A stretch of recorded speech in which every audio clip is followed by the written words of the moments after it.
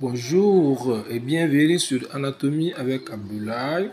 Après l'étude de l'anatomie macroscopique de l'aorte, nous allons nous intéresser dans cette vidéo à la structure de l'aorte, autrement dit à la paroi de l'aorte.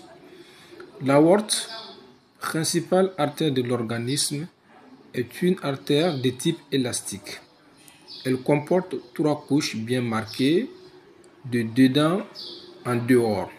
Ici, nous avons des coupes de l'aorte. Donc, ces 3 couches sont de dedans en dehors: l'intima, la média et l'adventice.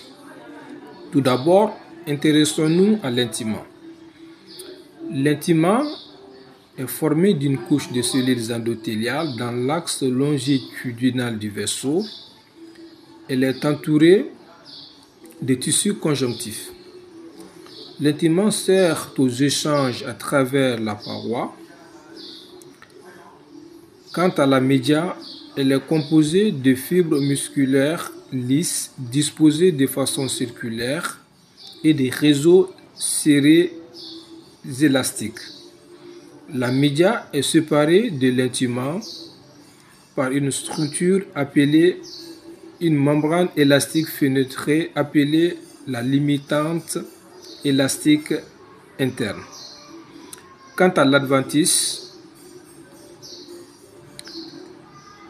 l'adventice est une tunique qui unit l'aorte aux structures voisines. Elle est séparée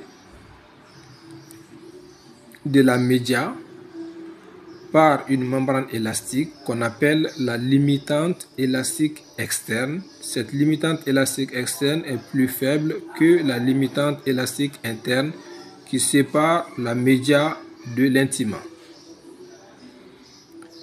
La paroi aortique est irriguée dans son tiers interne par le contenu vasculaire. La partie externe est nourrie par des petits vaisseaux qui courent sur l'adventice à partir des structures voisines. Ces structures, on les nomme les vasa vasorum, dont vous voyez quelques-unes ici. La média est responsable du rôle de chambre élastique que joue l'aorte.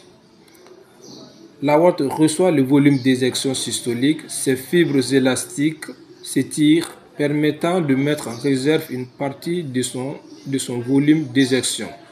Pendant la diastole, les fibres élastiques se rétractent, communiquant ainsi l'énergie mise en réserve